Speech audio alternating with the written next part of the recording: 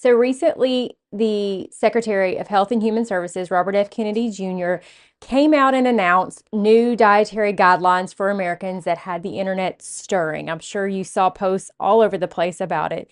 These new guidelines are a huge step in the right direction.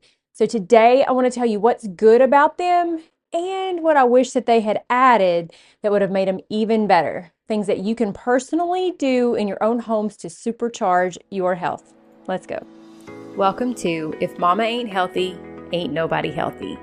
I'm your host, Lori Morris, a Christian midwife, mama of three, and wellness coach who believes your body isn't broken, it's beautifully designed by God. Here we talk about how to restore your energy, balance your hormones, and find peace and true wellness in your body again, no matter what stage of motherhood you're in. Whether you're pregnant, postpartum, in the messy middle of mom life, or you're trying to conceive. And we do it all through biblical truth and practical, holistic living. Because you're not meant to just survive motherhood, you're meant to thrive in it. Let's dive in. I know you know this, but big things are happening in Washington right now. It's like common sense seems to be infiltrating the place. It's crazy. Good things are happening that could have lasting impact on our health and the health of our children. The power to choose what is right and what is best for our bodies and for our children's bodies is being given back to the people. It's being taken out of the hands of politicians and lobbyists and doctors and being put back in our hands where it should have been all along. On Wednesday, January the 7th, new dietary guidelines were released. If you haven't seen them, I'm going to link them down below so that you can go check them out for yourself and understand them for yourself. I don't want you to just take my word for it. I want you to go check them out and see what they say. Most of you I know are already trying to eat in line with these recommendations. You're trying to support your body God's way, which these guidelines are all about real food, which real food is God's way of eating. But I want to walk you through today some of the good things in the dietary guidelines, which in general, everything that's in there is good. But I also want to look at some things that I wish had been there that they left out, maybe talk about why they left those things out. But I want you to just be able to understand that while these are good guidelines and they really are a good starting point, there are some things that you would probably do well to also add into your food choices and your diet choices for your family. All right, so the things that I like. First thing is the protein focus. For a long time, the recommended amount of protein that we get daily has been way too low. These guidelines have nearly doubled the daily recommendation. And that actually is still a little low in my opinion, but it's certainly better than where we were. The food pyramid, if you haven't seen it, has been literally flipped. It's an upside down pyramid now, and up at the top is meat and protein now. Rather than it just being a little bitty bit, it is a big portion. And so that is a great change. Another change that I really like is that the emphasis on calorie count is gone. It's not emphasized at all. There's a statement that says that your calorie needs depend on your age, your sex, your height, your weight, and your activity level. That's important because just saying that we need 2,000 calories a day is very arbitrary since everybody's bodies are different. It's a great change.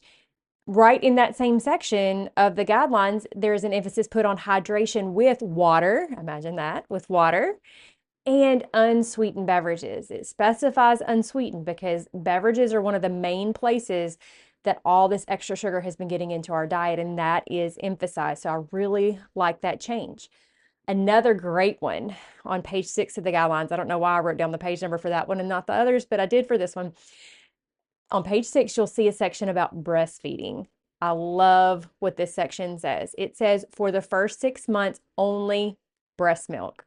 That's the first line, only breast milk. Not fed is best, but breast milk. That is excellent. It does say then if breast milk is not available to use iron fortified infant formula, but that's after saying 6 months of breast milk only. It then says to continue for 2 years or beyond as much as the mother and the baby desires. That is beautiful. That is a much better recommendation than has been there in the past. There is a line that says to stop formula feeding if you're using or iron fortified infant formula, to stop that at 12 months and move to whole milk. I love that change. Now, I'm going to touch on some more about milk later on, so hang in there. I'll take I'll take it for now. Okay, we'll talk about what I wish that was actually saying a little bit later. Another thing I like, no amount of added sugar is recommended for children. Zero. No added sugar. This is not talking about like in things like fruit, where you're eating the fruit in the form that it comes to us off of the tree or the bush or whatever. That is not added sugar. We're talking about sugar that has been added in the form of syrups or just plain sugar or all the different ways that it sneaks in. There is, by the way, a section in the highlights, or excuse me, in the guidelines that tells you what words to look for in the ingredients to know where these sugars have been snuck in. So you have more information to help you make good choices. But no amount of added sugar is needed in children, and honestly, in adults either, but it specifies that for kids. Another thing I like in the pregnancy section, it specifies folate, not folic acid. That's a big one, especially for people who have the MTHFR mutation. You people especially need methylfolate in your diet, not artificial folic acid. So that's a great change. And obviously always best to come from whole foods, not from a supplement. So that folate emphasis, and it goes through several places, several sources of folate. Love that. And then another section that I loved was a section about chronic disease where they say that following these guidelines can help prevent the onset or slow the progression of chronic disease. They are finally tying what we eat to our sickness. It is so long overdue. I love that emphasis. There's also a section that addresses the gaps that are found in the diets of vegetarians and vegans. It accentuates the nutrients that tend to be deficient in people who decide to eat vegetarian or vegan diets. So that's a great thing to have highlighted. And then lastly, I love the change from processed grains to whole grains. If you think back to the old pyramid, remember at the bottom of that pyramid was all these different pictures of grains. And all of those things were coming from processed grain. Processed grain, meaning the good had been removed, there was extra added back, oftentimes in the form of the bad, in more and more gluten, offsetting the portion of carbs to protein to where it's not like God designed it anymore.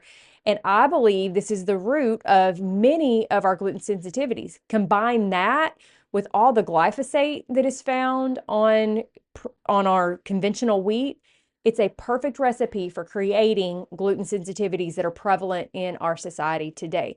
I also believe that the emphasis on grains and those grains being processed is the root of much of our insulin resistance and the root of much of our obesity and all that flows from that.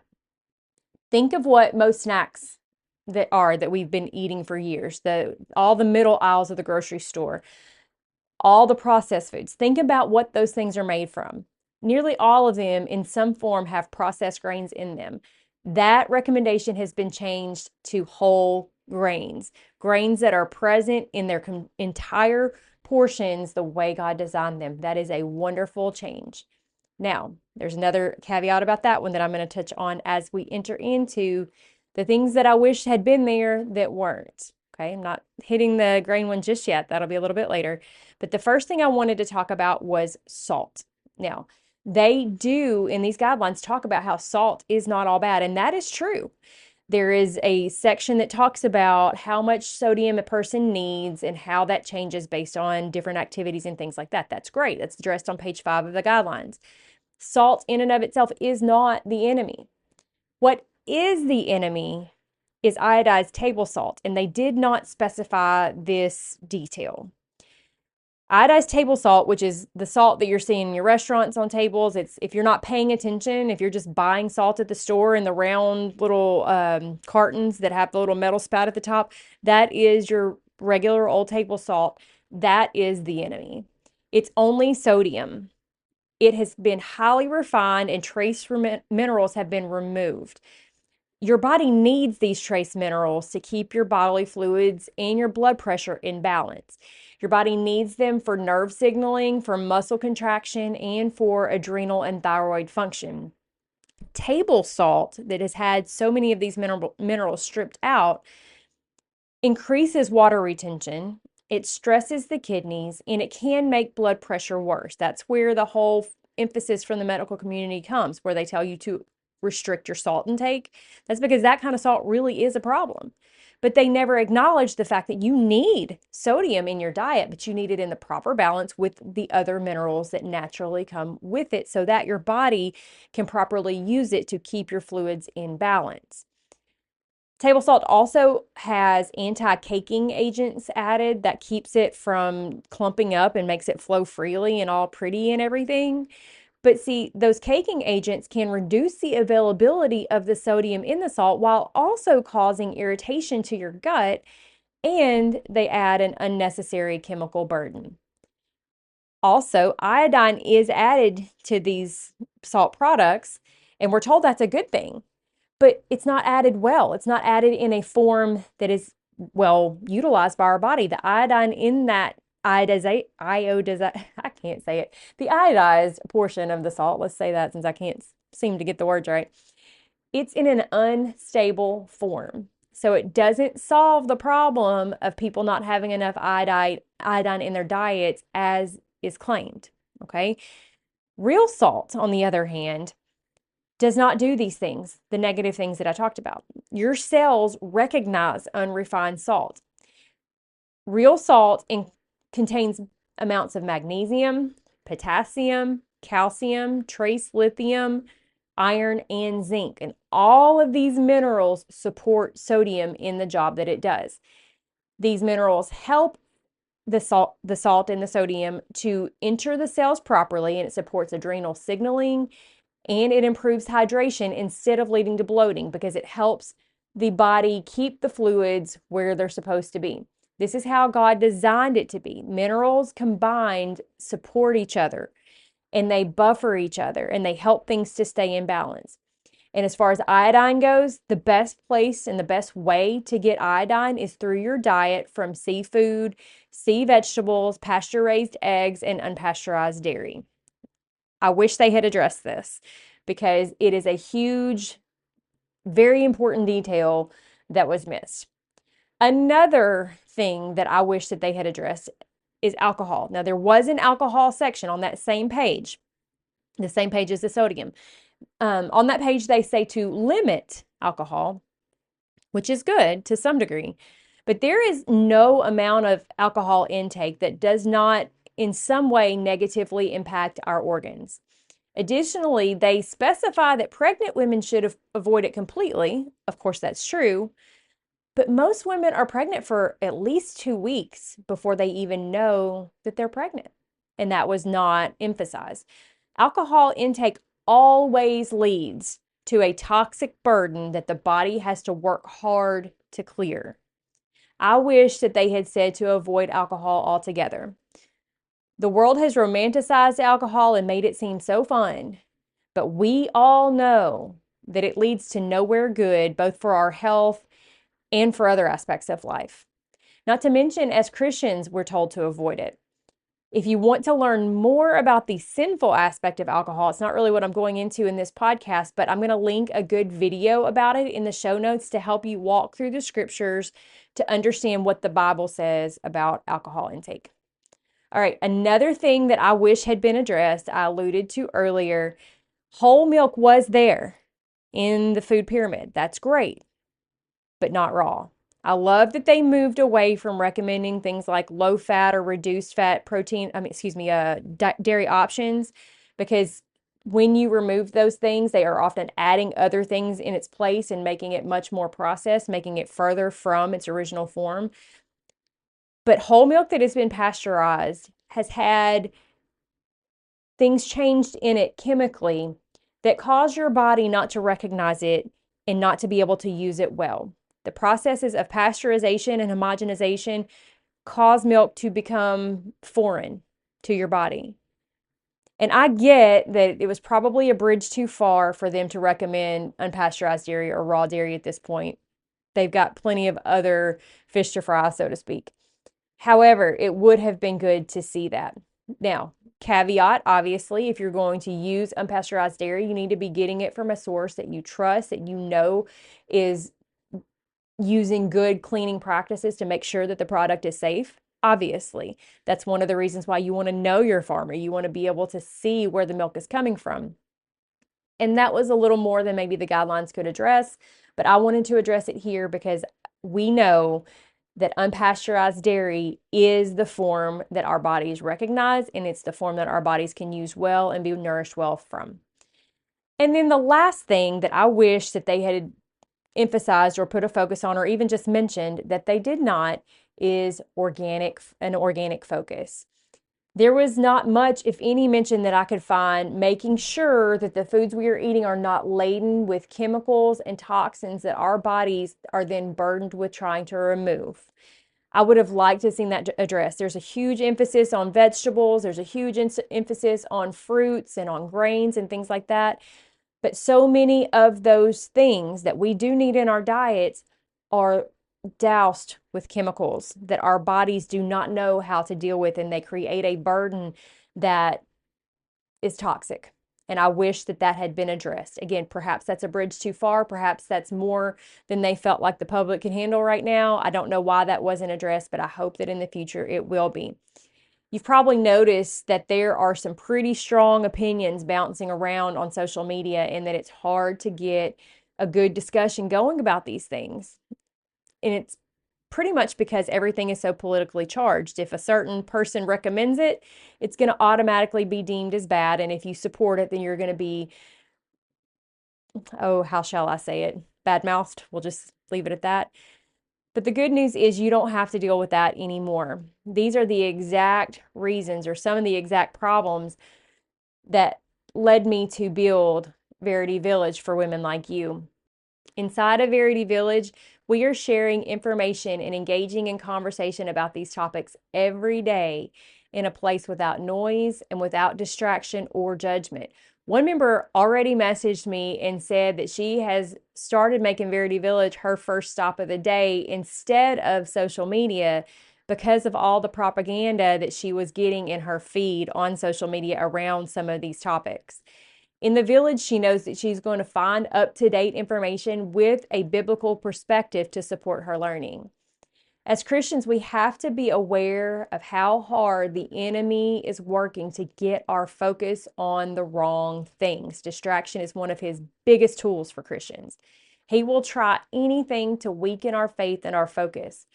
So we have to find ways to understand what we need to know about our health and the decisions that we need to make without risking being led astray. And that is what this group is all about. So won't you come join us? You're going to be so glad that you did. There are 3 different tiers you can choose from so that you can pick exactly what level of support is best for you where you are in life right now and what goals you are trying to achieve. The link to learn more or to join us is below. Then after you go to that, I want you to take a second to go subscribe to the podcast on your podcast app or on YouTube and turn on the notifications so that you won't forget to meet me right back here next week. And also tell a friend.